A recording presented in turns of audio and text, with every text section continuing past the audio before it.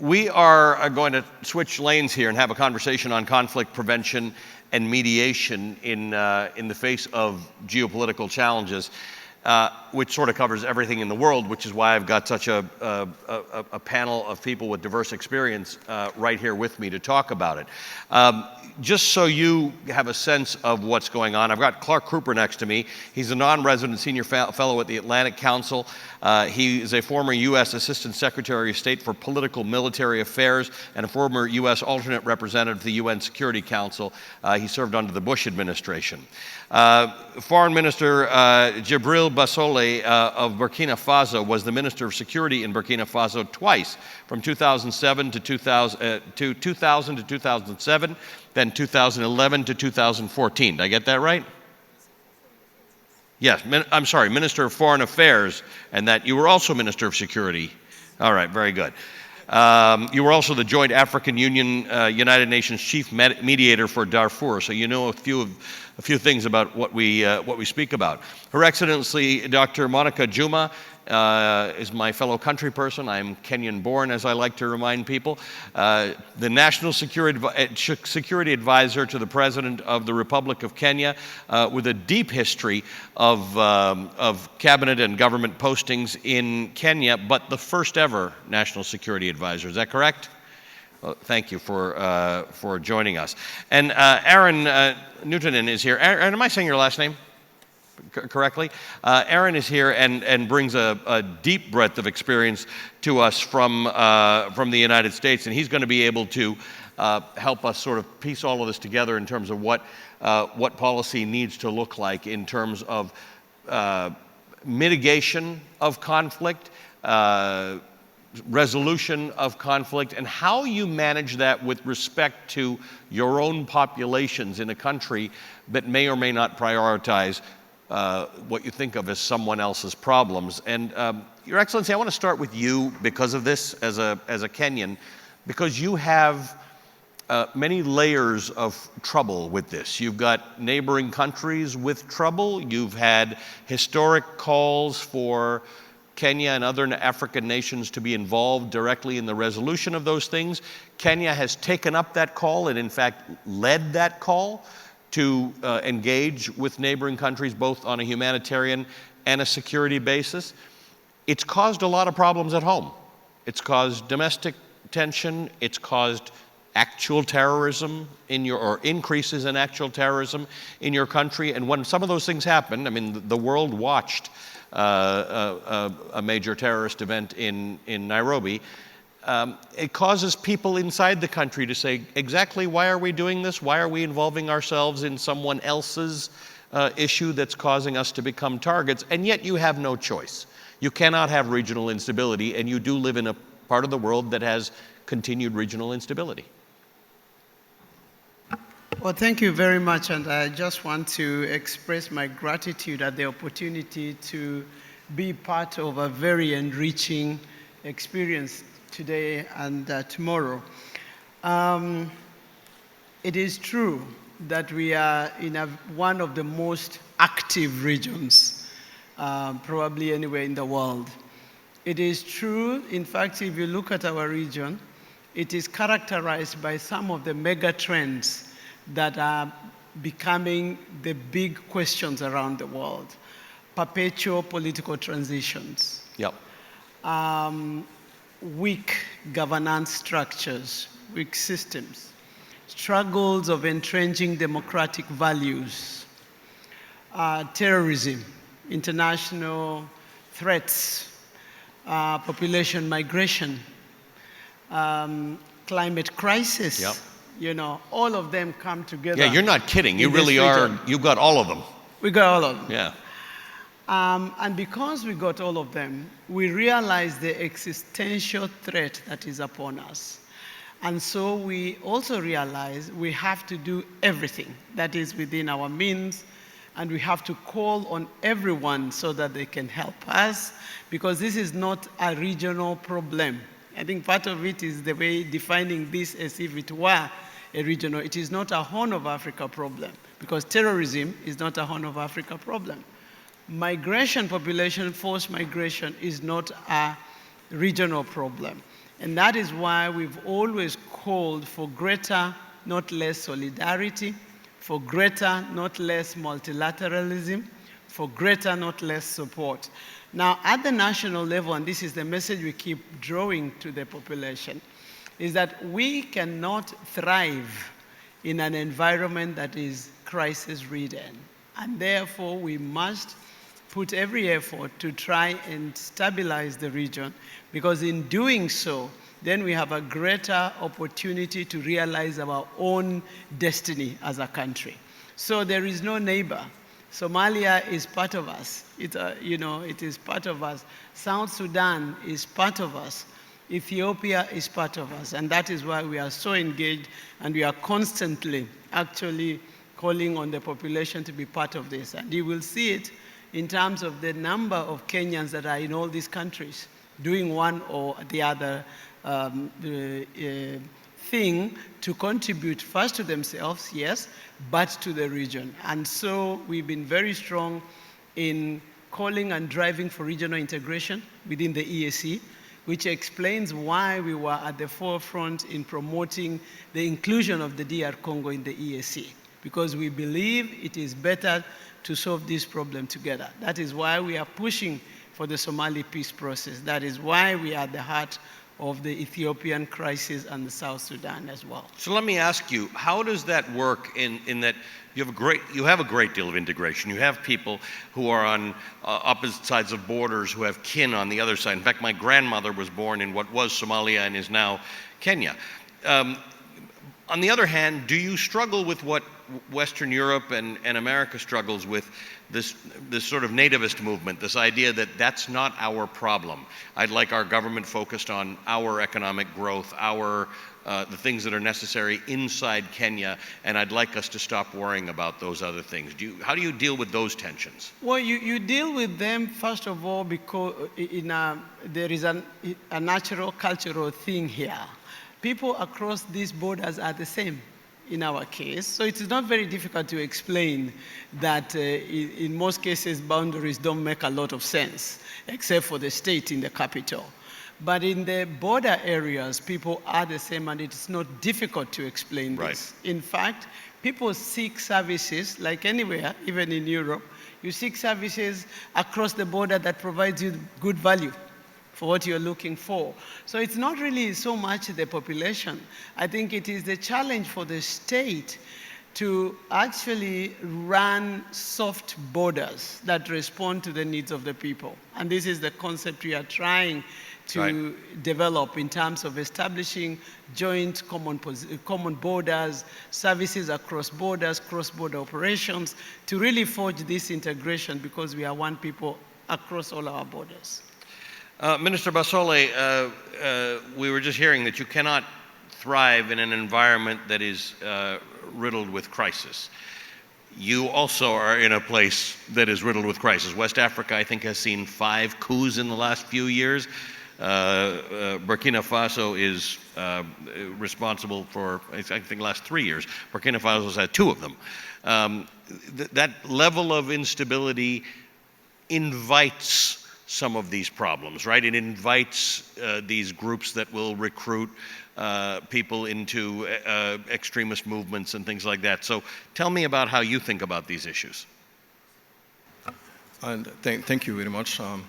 I think that I will not talk about Burkina Faso because it's quite difficult for me, but let's talk about the Sahel region, generally speaking. We are now on a view that the main threat is terrorist activities, terrorist attacks.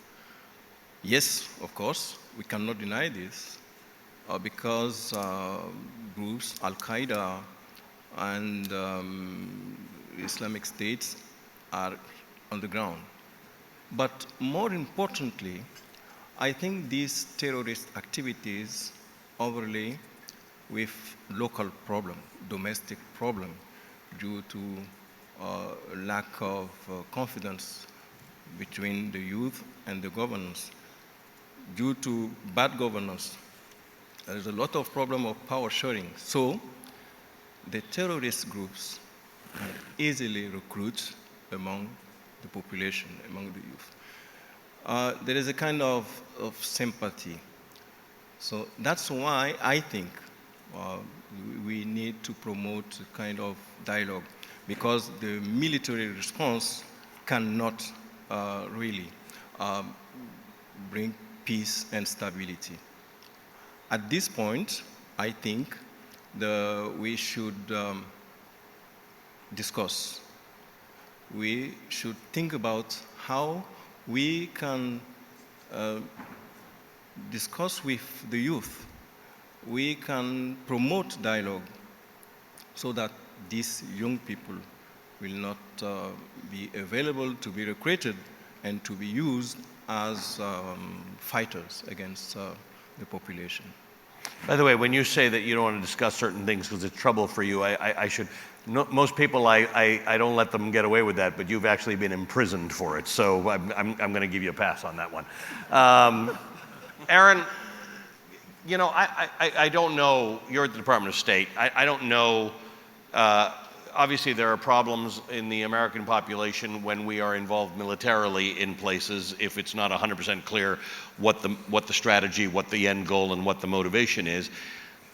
Is there much more support for non-military state building and doing the things that our two previous panelists have talked about? Because they take work and expertise and resources and money, but there are some situations, as Minister Bassolé says, for which there is not a military solution or a defense strategic solution.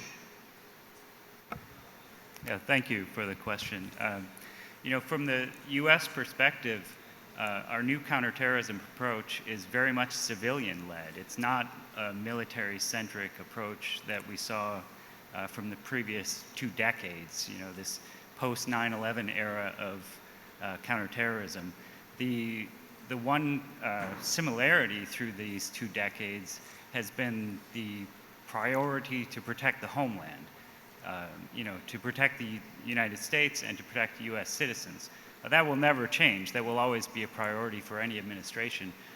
But what we're seeing now in this new era of counterterrorism, we're taking these lessons that we've learned from 20 years of a military-centric effort and really applying it overseas in a way that makes sense for our local partners that are really asking for our help. So this administration has prioritized civilian-led, non-military partnerships as a counterterrorism approach.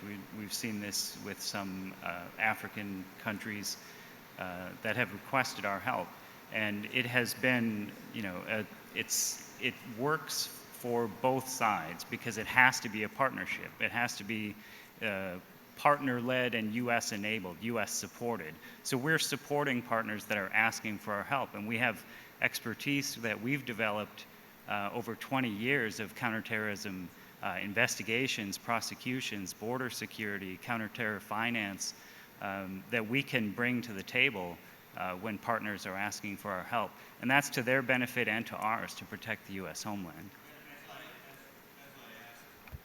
As I asked, sorry, I think we're doing a bad job on the mics. Everybody just lean in on them.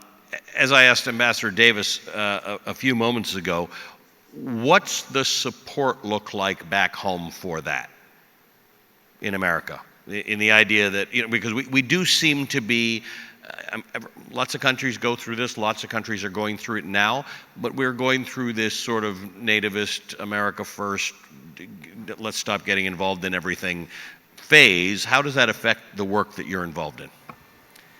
Well, I'll never be able to answer it better than Ambassador Davis did, but you know, for the United States population, domestic issues are generally a primary concern, and foreign policy is secondary. That's not a surprise to anyone. But this almost always is. Always, yeah. Throughout generations.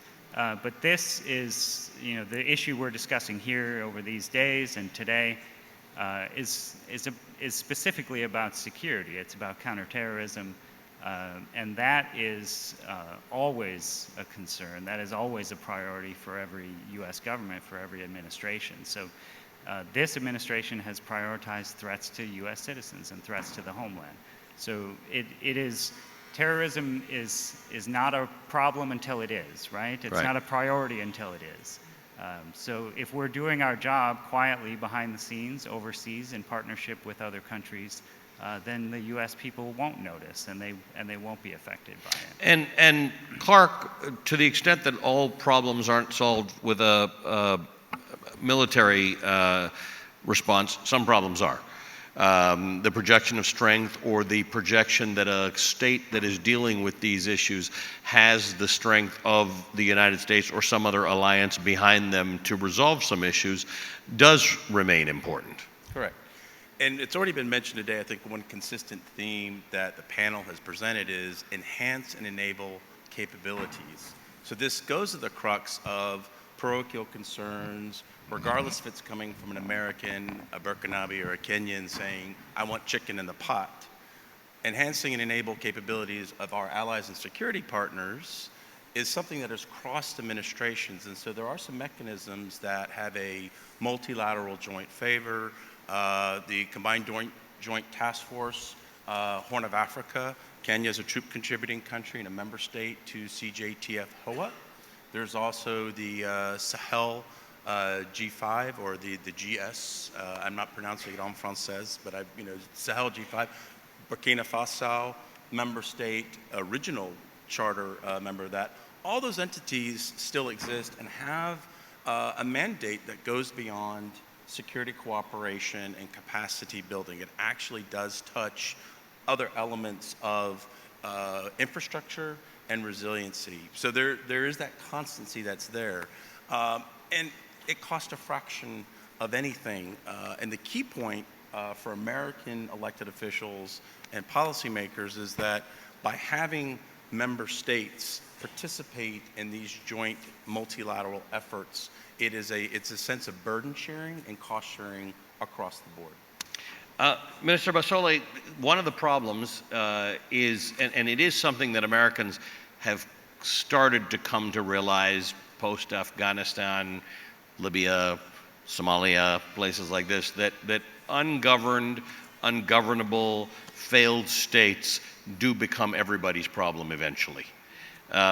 You, as foreign minister, had to consider these matters, that you are in a place that suffers from a certain amount of instability, and you are in a neighborhood of instability. How does that directly relate to the idea you were just talking about, the recruitment, particularly of young people, particularly of young men, into these movements that then it becomes a vicious cycle where they're recruiting people who destabilize governments, and governments continue to be destabilized? Yes, certainly. In the Sahel region, in Mali,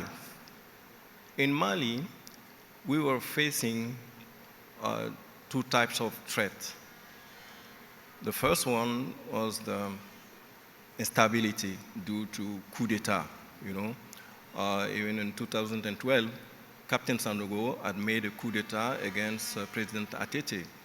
And at the same time, in the North Pass, some armed movement, they was not radicalized, but it was the Tuareg armed movement began war against the state of Mali.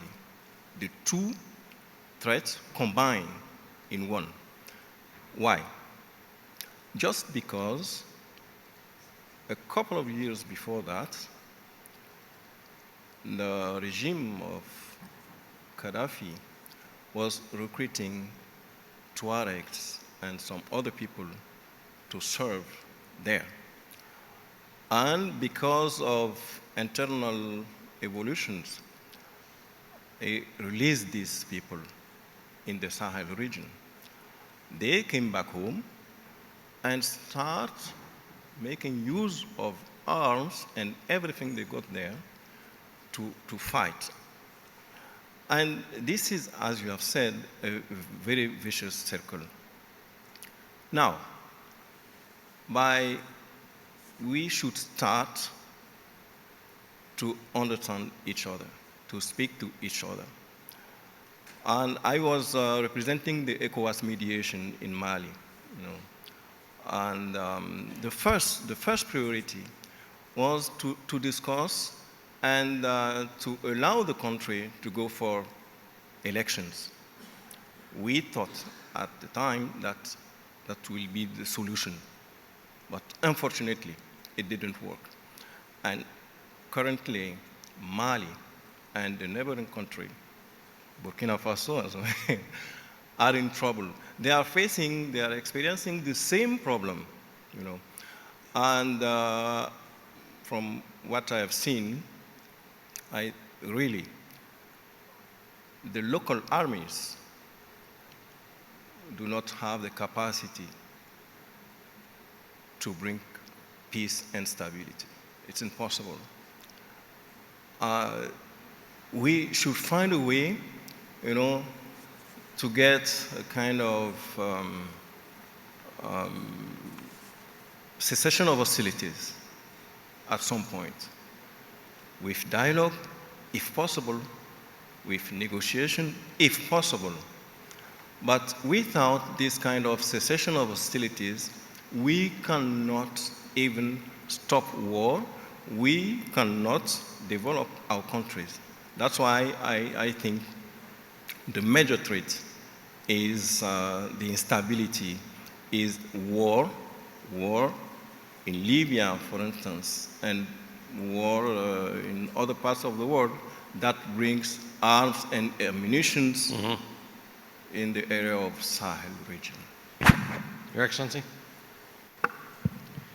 Thank you. I think there is a direct correlation between the capacity of the state and instability.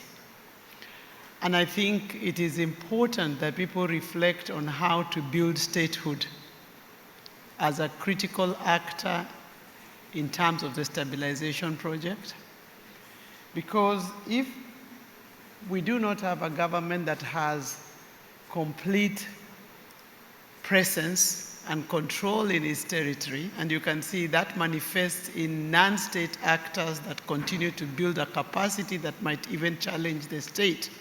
So the first thing is the conversation around how do you build government states to have full control, to provide services so that they are not supplanted by other actors. Because there is an increasing rolling back of the state with its reduction of capacity to govern and to offer services. So I think this is a big issue. It even becomes bigger in the light of the multiple stress factors. What we saw with COVID was a situation where when society is under enormous stress, the only actor that can relieve that stress is the government. Right. But if that happens in a situation of a weakened state, then it compounds the problem in terms of the capacity of society to respond, in terms of the capacity of the society to recover. And so even as we are having conversations about the ongoing mega trends, recovery from COVID, recovery from the economic downturn, dealing with the crisis and consequences of the war in Europe, and the broken down supply chains, the shortage in food, the energy crisis, we must really think about how do we bolster the capacity of governments to perform functions for the society. What's the effect on you, though? Because in Kenya, you don't have that problem specifically in your government, right? You don't have an absence of capacity in your own government, but you have absence of capacity or historical absence of capacity in a few of your neighbors. So how does that end up affecting you? Is that a migration issue, or is it with Al-Shabaab you ended up having to deal with that? All of the above. It affects in all manner of ways. I mean, whether it is in terms of population movements, whether it is in terms of stress, whether it is in terms of terrorist groups coming in or criminal elements coming in and things like that. But more importantly, even in terms of absorbing, say, the youth, the large number of youth on the continent, in terms of employment and things like that.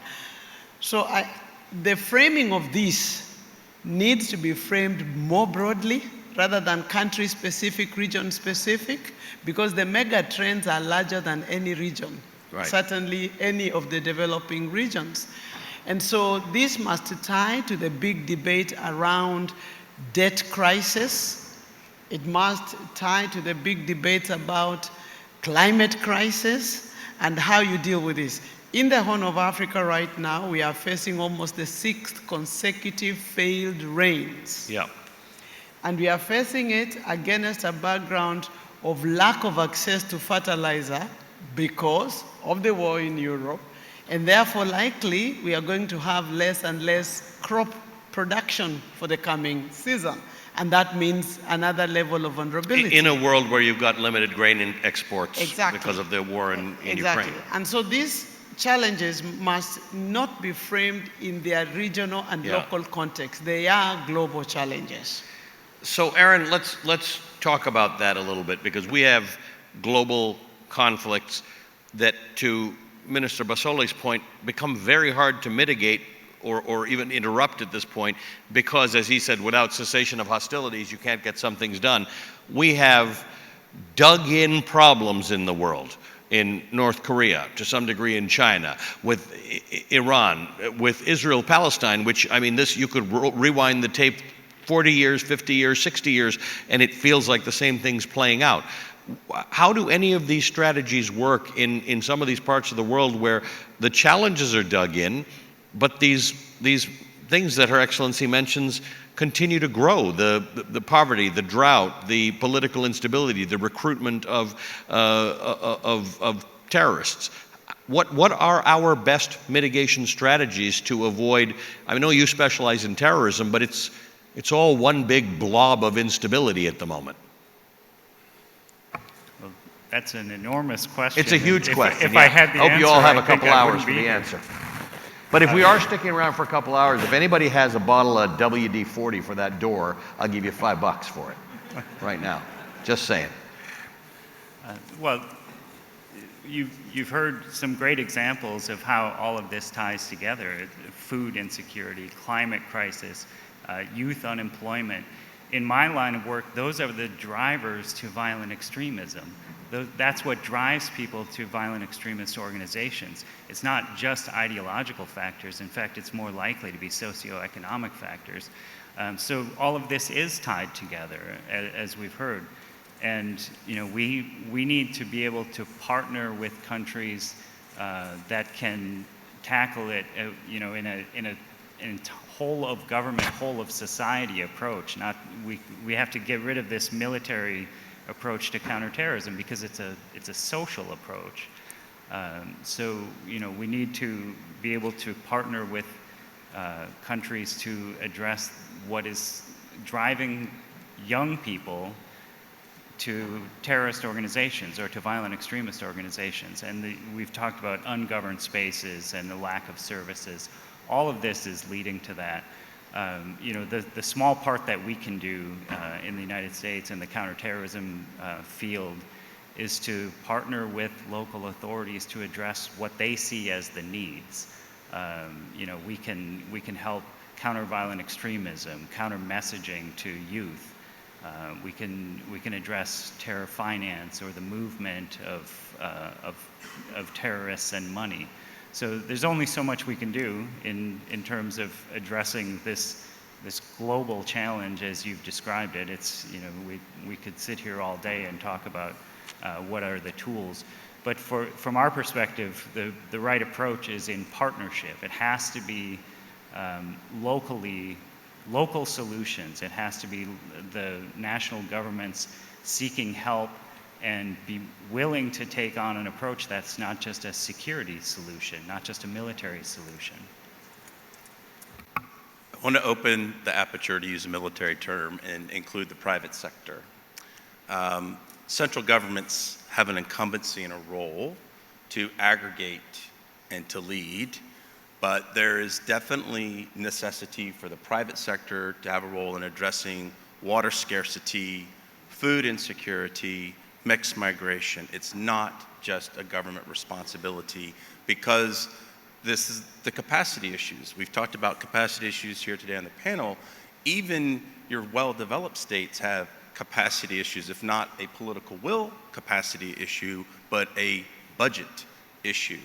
I think one thing locally that has been an exciting turn in the right direction that does impact the Sahel as well as other areas in the areas of food insecurity and water scarcity is the transformational Abraham Accords during the Trump administration not only opened up reciprocities in travel and trade, it has actually expanded the space in hydrodiplomacy. So if anyone's not familiar with hydrodiplomacy, this is addressing on how to get water to places where it's scarce or to desalinate it to make it consumable. And there's another growth space there that goes beyond the security infrastructure or the enterprise of security forces and law enforcement. But I really, as someone who's come in and out of government, would like to trumpet that the private sector has a role, and there's a profit to be made in doing it. It's not a giveaway, but there's a way for sustainable development to actually support growth, build capacity, and turn down the risk. It is management of risk. It's not getting rid of it. All of us here on this panel have the metaphorical or real scar tissue of managing risk, but having a private sector involvement is definitely critical to moving forward on managing risk when it comes to preventing terrorism or turning down the temperature. Yeah, it's a good point. I appreciate you make that. Minister Bassolé. Yes, I just want to share my experience with Qatar in preventing and trying to solve this kind of crisis and armed conflict. When I have been appointed as the UN and African Union mediator for Darfur, Qatar at this time offered to host the talks. And Mr. Ban Ki-moon asked me to find a way to work together. And it was agreed by all the actors and the international community. So we all came here. By the way, it's better to be here than fashion. And Qatar really has been involved in the peace talks. And the population of Darfur, all of them, we were about 500 were here for almost 2 years to discuss and find a solution. I really, as the UN and the African Union mediator, I appreciate this collaboration, and I think Qatar can do more for the Sahel region. Recently, last year, Qatar was involved also in finding a solution for the Chadian. Here too, almost 500 Chadian were here. Representation of civil society, armed groups, the government. They spent 5 months here, and finally, with the ability of Al-Misnet, I don't see him in the room. Al-Misnet, the National Security Advisor to His Highness, was personally involved in this. With patience, tolerance, and sometimes with firmity, he managed to sign a peace agreement so that the armed movement that are living in exile being able to go back home and to be part of the national dialogue. Now the way forward, I think, and a country like Qatar can help. And that's why I would like to suggest that for the issue of Sahel, Qatar can play a role. And I want to take this opportunity, to request on behalf of the African population, of the Sahel population, that Qatar help us. Qatar has means to do that, you know. They have the credibility, and above all, they have this culture of peace and tolerance and openness. I think they can help find a solution for lasting peace and development in the region of Sahel. All right, well, you're in the right room to make that request, so I'm sure they'll take you up on any help you need. Your Excellency, your thoughts about this? I concur with colleagues that have said this requires engagement at various levels.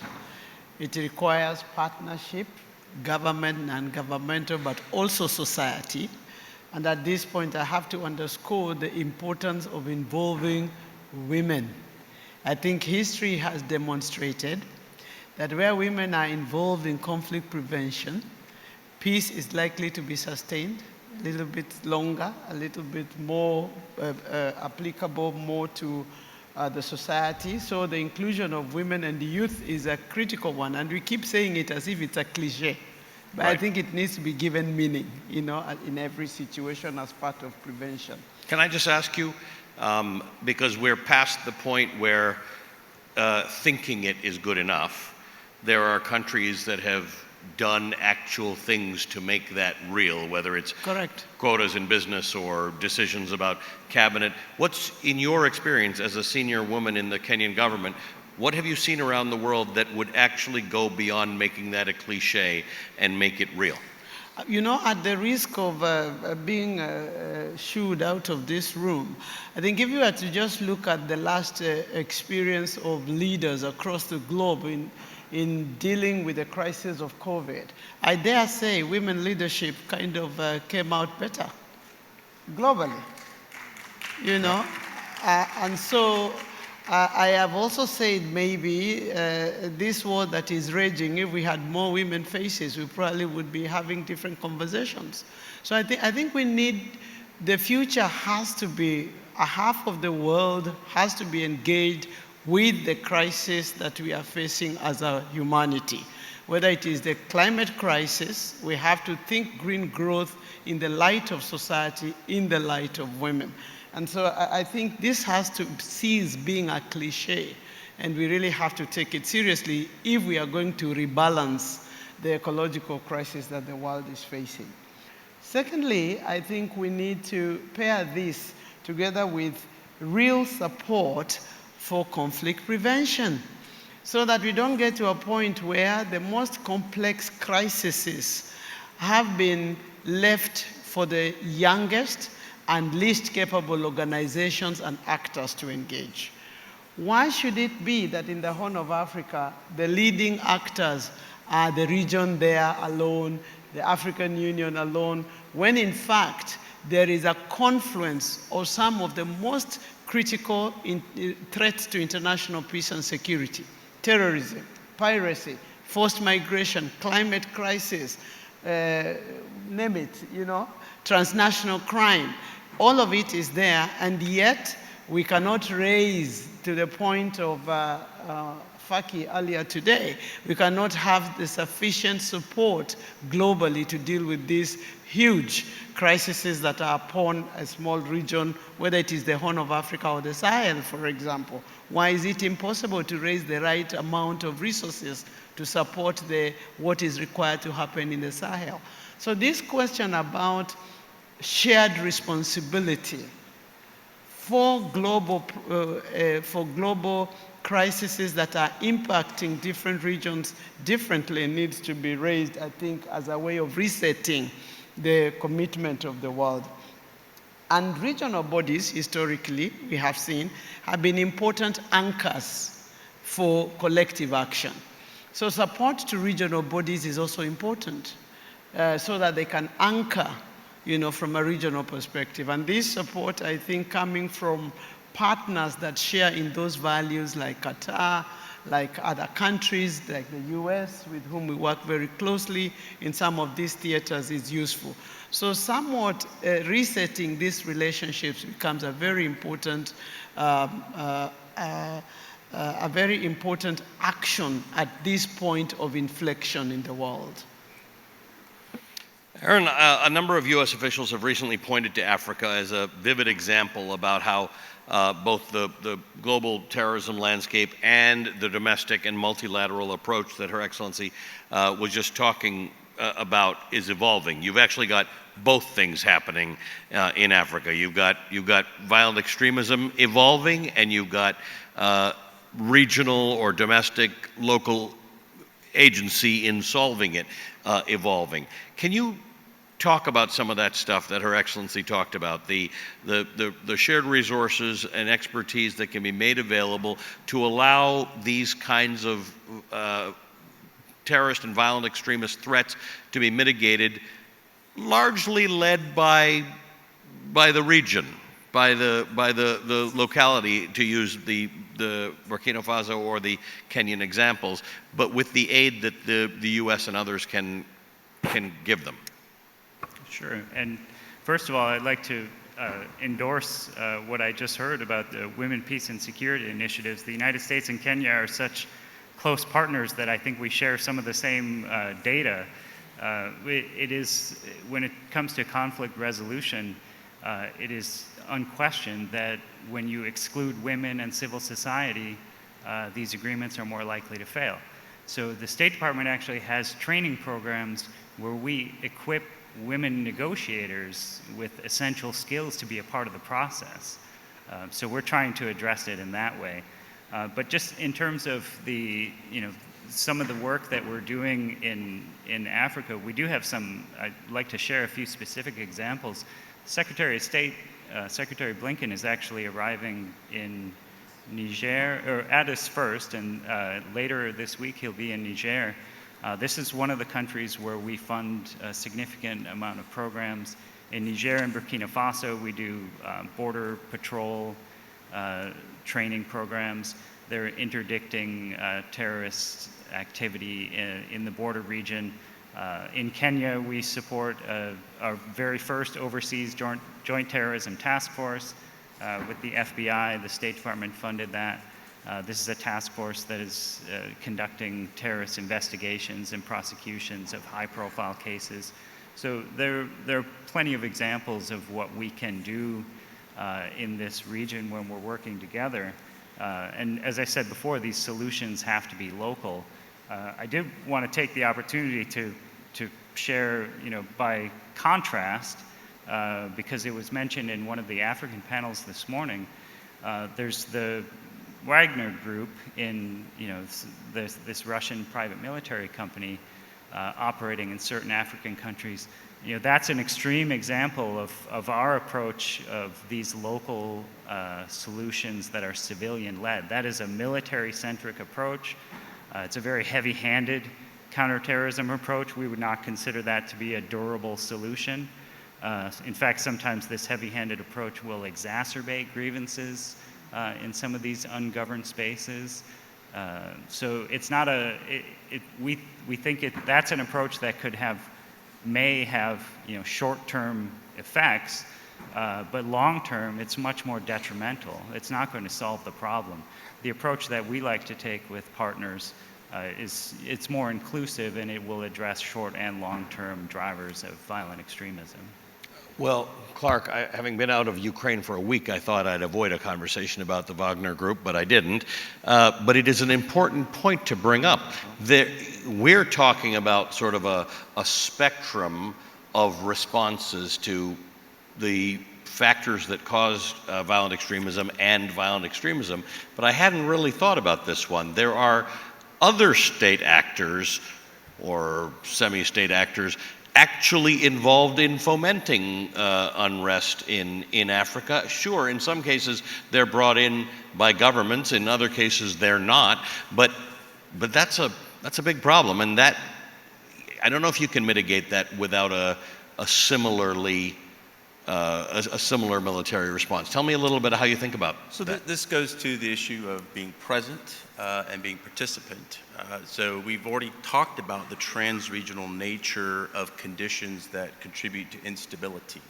So it's not just water scarcity, food insecurity, mixed migration. There are disruptors And those disruptors can be a state actor. They could be China, Russia, or a proxy like the Wagner Group. And then you also have non-state actor disruptors that are facilitated by regimes like Iran. And so this pulls into a Gulf responsibility on trans-regional issues. And states have recognized this.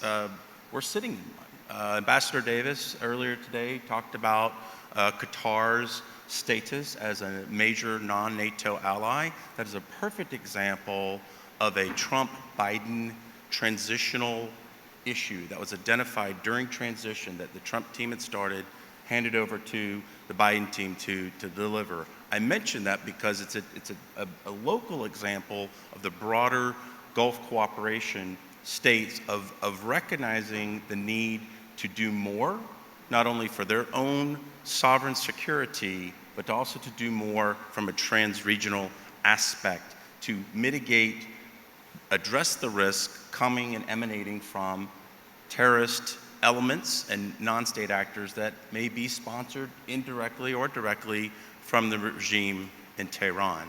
And at this point, so I would like to first hear it here at the Global Security Forum. The Atlantic Council today is rolling out a lengthy, years-long study that we worked with the US government and partner states on improving Gulf security. And it goes a little bit beyond the Gulf, and this goes to the trans-regional nature of our discussion today. But the focus of it was the question of what can states do more to improve their capacity and their shared responsibilities on interoperability to work together.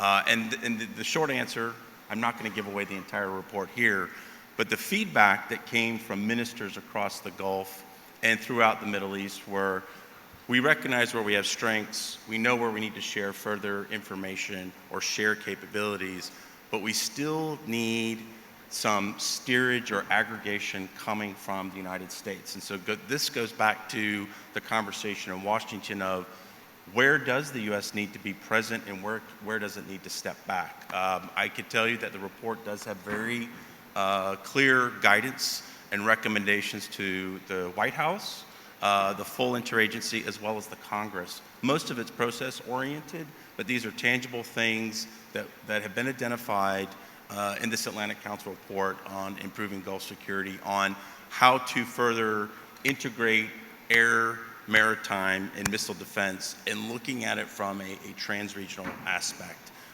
But again, it's not just one locality. And so the truth is, when you talk about the global nature of it, is like what states can provide resources and what states can also provide presence. And they're not always going to be the same. But at the end of the day, and then again, this is just one study that's just been released, the feedback from senior officials and ministers is that the US still needs to play a leadership role, even if it isn't one that comes with a big sack of dollars. So that's an interesting question. Your Excellency, let me ask you about that with respect to Kenya, because the world is becoming a little more polarized with each passing year, and Kenya is one of these countries that's enjoyed relationships and economic ties with a lot of people who are becoming competing powers at the moment, including China, right? There are a lot of Kenyans who are very pleased with the role that China has played in infrastructure and building and the products that Kenyans tend to use. Where do you end up falling in this world where the powers are not getting closer to each other, and you need relations with all of them? I think that underscores the importance of reaffirming a rule-based system. I think it is very, very important that we, as much as possible, try to recall the values that hold us together rather than what throws us apart. There is no doubt that we are looking at the cusp of a changed global system. And it is not just new powers. I think even the smaller ones are becoming difficult to patrol, you know. So I think these shifts are going to only be navigated if we are going to reduce their negative impact by a set of norms that we must all ascribe to, and we must all hold each other to account. Which, by the way, your country has taken a very strong role in addressing at the United Nations. Kenya has Absolutely. decided that it is going to assert itself in what it thinks the new world order should be. Absolutely. I concur. I think we must all agree and hold all of us to account to certain basic principles, because everybody has a possibility of impacting the other negatively. And so we must all have a collective responsibility and insist that we should be governed by the same set of rules. So, Aaron, in this new era of whatever the world looks like, your bureau has acknowledged in terms of counterterrorism that there's a new era, that it's a new era of counterterrorism that is rooted in diplomacy, in partner capacity building, and prevention. I want to ask you about that shift in the context of these new geopolitical challenges, because one would think that this is a global effort generally, but to the point that others on this panel have made, we have state actors with whom we trade, with whom we interact on a regular basis, who are meddlesome and troublemaking on this front. Well, that's correct. We do. But we also have this rules-based international order that we need to protect. I mean, in fairness, some of us do, right? I mean, it's not actually as clear that the world all subscribes to this anymore. Well, it is. You mentioned the United Nations. It was pretty clear a few weeks ago when there was a vote in the UN General Assembly. 141 states voted to support the UN Charter, to support. But about 30 abstained and 7 voted against. Six states voted with Russia to support Russia's war against Ukraine. But this is what we're talking about. We have to abide by a common set of principles, this rules-based order. And the fundamental principle really is the UN Charter, and that's what that vote was about. So that was one state that had 6 others voting with it in support of its effort to erase borders by force. This principle of territorial integrity is written right into the UN Charter, and this is something that we all need to support. In terms of our approach to global security issues and counterterrorism issues, it goes back again. I repeat myself that it's about partnerships. It's about civilian-led, partner-led approaches to these security issues. And the United States, all we can do is present ourselves as a model for what is a responsible approach with partners. Other states are showing what they see as a model for security issues on the globe, and that we ask the world to just view the two, and maybe there's a way that we make a good choice. Maybe we could all cooperate and make the right choices. Minister Bassolé, I have to ask you a question about South Africa, which obviously for the longest time was a pariah in Africa until 1996, and then suddenly wasn't a pariah, and that looked very hopeful. But in this world of people making choices about their alignment, South Africa keeps popping up as a country that's perhaps not taking the positions that some people would like them to take in terms of leadership. I have a long history in South Africa. Before my family went to Kenya, they were from South Africa. They were anti-apartheid activists.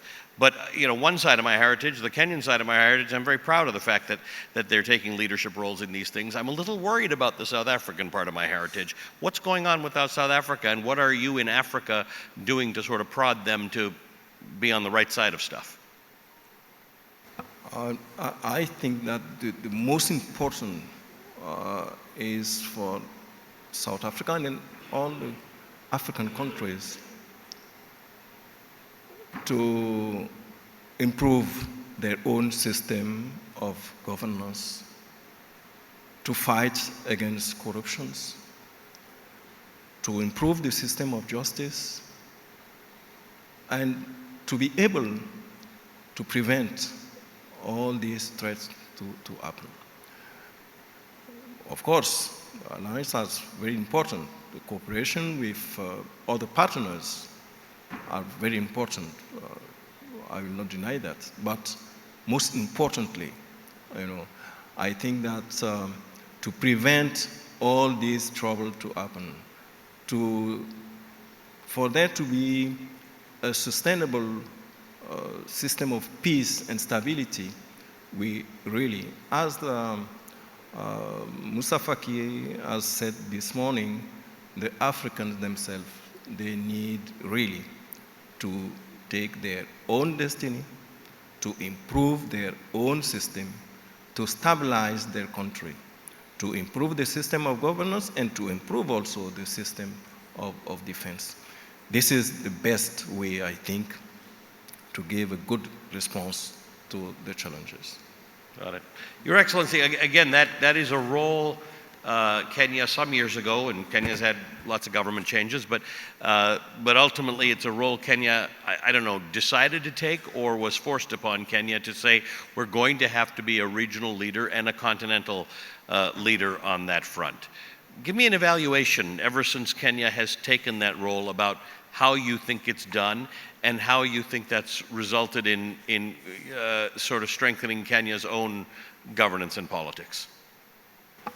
Well, first of all, I think it is not a choice, it's an imperative, because the necessity of our own future is linked to the region, but also to the commitments that we've made. As a nation, we came to independence through a liberation war. There was a Pan-African imperative there, and somewhat that has shaped the DNA of our diplomacy and of our relations regionally and globally. So there is something about just the character and the history of the nation that places us at a point where we must make our contribution. It is within that context. But how this has evolved also, it has evolved by really, as much as possible, working towards forging closer relations again, because you can't do this on your own, as has been said by all the panelists. Even when you're making your contribution to a nation, to another country, participation and engaging with the actors within that country is crucial. We know, for example, and we were not alone. For example, in the peace process, in the process that led to the South Sudan negotiations, which took place in Kenya for a long time, it helps a lot if there is a coherence around which you can then create support. You can leverage support at the region, at the continental, at the international, because you just are anchoring a process that is involving a lot of other actors. And so part of it has been just building bridges. We see our role as one of building bridges, making connections, providing comfort, and probably providing a brand that is seen as impartial and trustworthy. I think that is very, very important, because if you are not perceived as being impartial, then it becomes very difficult to mediate, especially difficult and a protracted situation. So one of the things that has happened in Kenya, we opened our doors to our neighborhoods. All the groups find homage within Nairobi. I remember the joke in 2005. We were being told that it was the only capital hosting 3 governments. We had our own government, we had South Sudan, we had Somalia forged there. But I think it is that comfort that has enabled us to drive and to participate and to contribute to the ongoing peace processes. Aaron, Her Excellency makes an interesting point. If you are not deemed impartial, your role can be limited, which takes us back to the Middle East for a moment.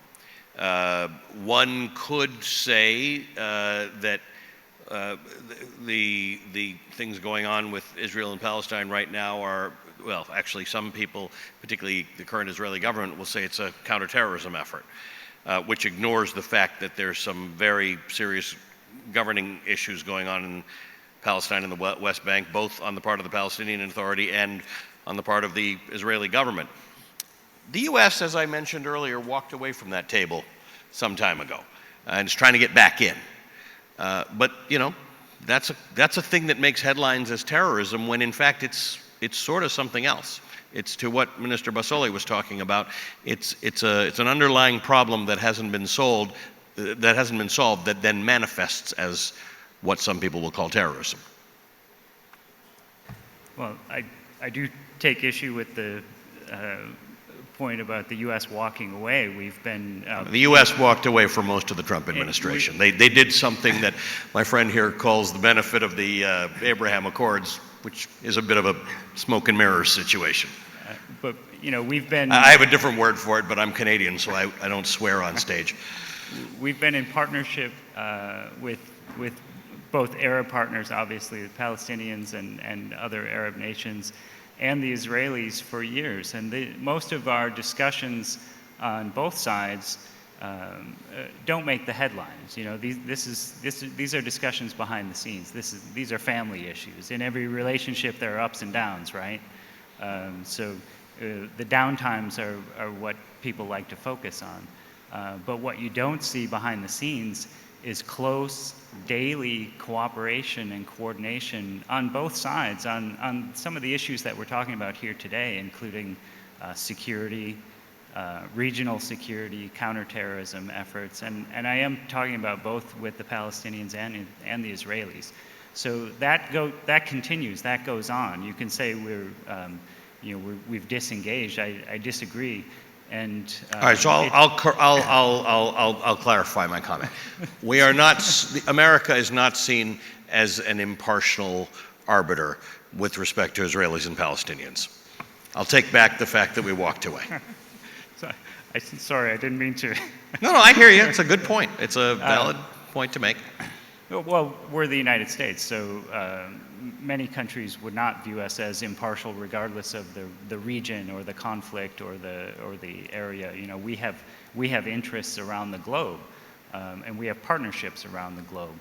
So the best we can do is continue this dialogue, and as I said, much of it is carried on behind the scenes. But you know, what we can do is to sort of lead with our values, as the Secretary says, and we will continue to engage both sides in this conflict, and hopefully we'll make some progress. What do you do, Minister Bassolé, how do you, without sympathizing with people who get involved in violent extremism, how do you empathize with the underlying reasons why they do? You hinted at this earlier, right? That whether it's poverty or spaces that are not properly governed, there are all sorts of reasons why this happened. Generally speaking, an attraction of young men to violent extremism does not happen in an entire vacuum. So how do you fix that vacuum with empathy but without sympathy, without tolerating it and yet saying our systems are causing some of this? Let's be very clear. Against terrorists and this kind of violence, we need to be firm.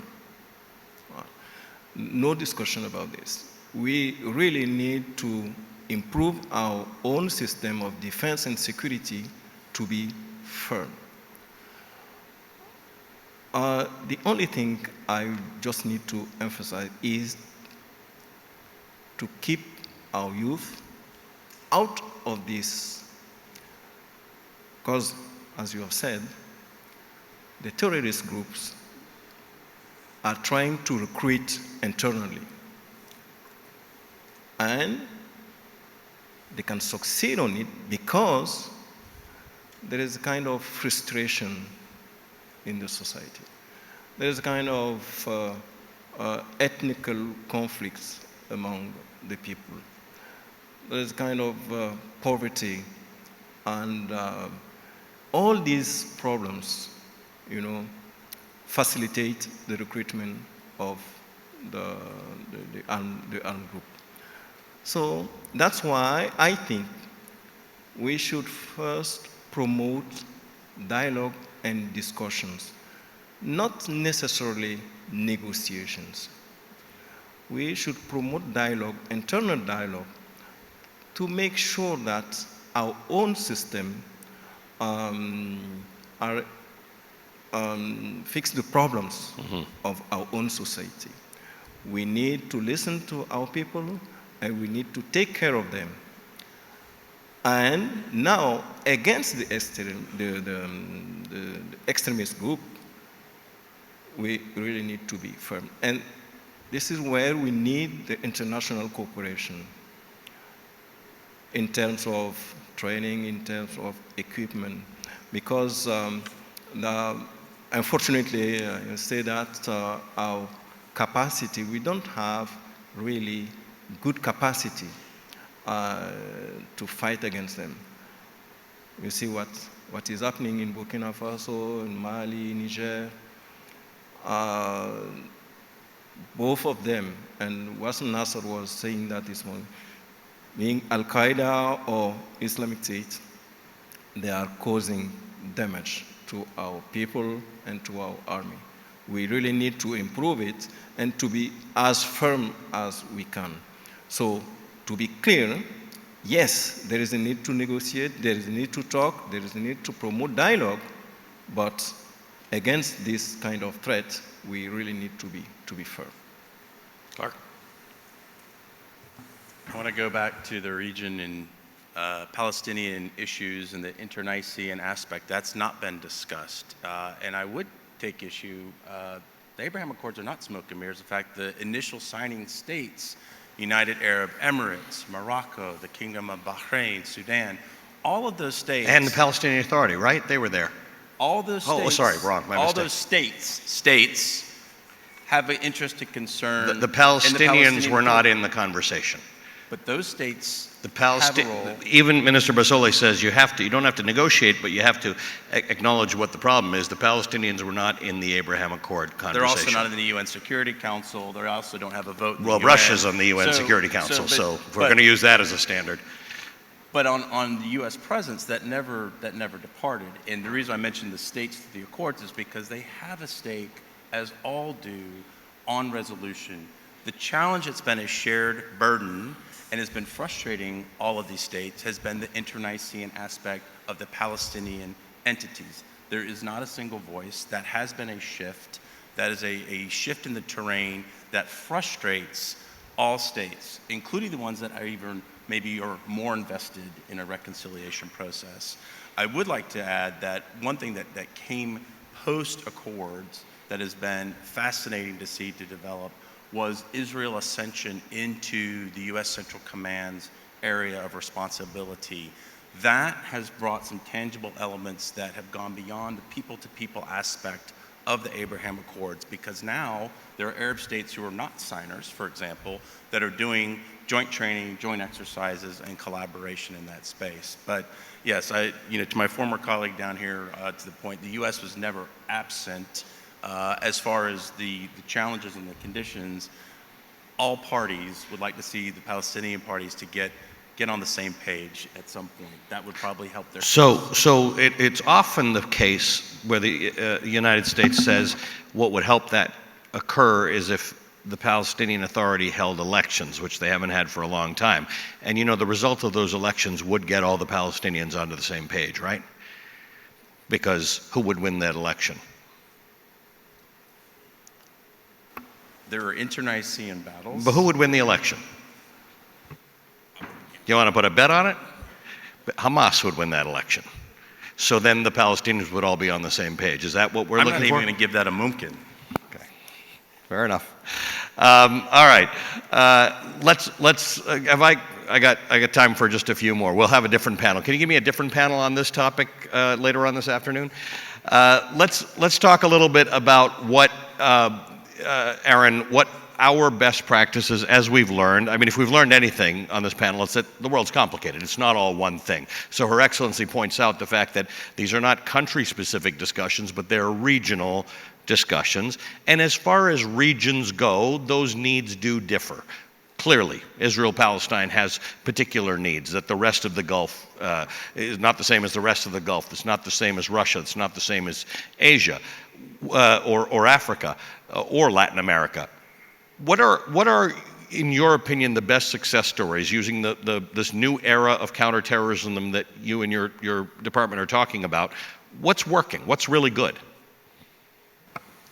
Well, I think what's working is these partnerships that we've been talking about, where countries come to us with their needs, and we come up with a plan together to talk about how to address the growth of violent extremist organizations in their areas. So it has to be mutual, it has to be partner-led. The U.S. can support, the U.S. can enable these solutions, but it can't be a U.S.-imposed solution. And frankly, this is one of the lessons that we've learned from 2 decades of counterterrorism and security work in the post-9/11 era. I spent almost all of that time in the Middle East, so there are a lot of hard lessons that we've learned in that area that we can apply. Every region is different, of course, but this fundamental idea of engaging the whole of society is something that should work everywhere, as long as we approach it right. So there are lessons that we've learned from the Middle East that we can apply in Africa, as we've discussed, that we can work on in South Asia and other parts of the world. Your Excellency, there was a moment in the last, 10 or 15 years where that role that Kenya started to play as sort of a leader in the regional conflicts and economic development, it wasn't always clear that it was working. I remember some trips to Nairobi where the place felt really insecure and the country felt insecure and almost permeable to the instability coming from its neighbors. At what point does it turn? At what point do you sit there and say, this is now an example that we can have other people follow? I think it is it progresses over time. In our own case, just the process, walking through the process that provided for us the constitution that we have today, took us upwards of 27 years. Right. Of missed steps, of parliament coming into life and a 10-year ending, and we pick again the pieces. So it takes time. And I think the lesson, which is a global lesson, is that the democratic project is a work in progress. And that in fact, we must be vigilant. Even the mature democracies can be threatened. Well, as we know in the United States. We know so these things. I think, so it is a work in progress. And that is why it is important to keep reaffirming the core values. The core values which might be aspirational, but which all of us must be working towards every day. So it's a matter of just trying as much as possible to continue working with those values within the country, at the local level, within the region, because you cannot also fulfill your aspirations if your neighborhood does not share in those values. So it is at all levels again. It has to be at all levels. It has to be within the country, but also beyond, because you cannot live in isolation of your region. Well, we Americans on the panel will take that to heart as well, because we as a mature democracy also struggle with that. It also gives me a lot of hope for my conversation about South Africa, that sometimes Absolutely. things just take time. And hopefully will work themselves out. This is a great, broad-ranging conversation. I'm grateful to all of you and your very different experiences in trying to figure out solutions to very similar problems. So thank you all for your time, and thank you all as well.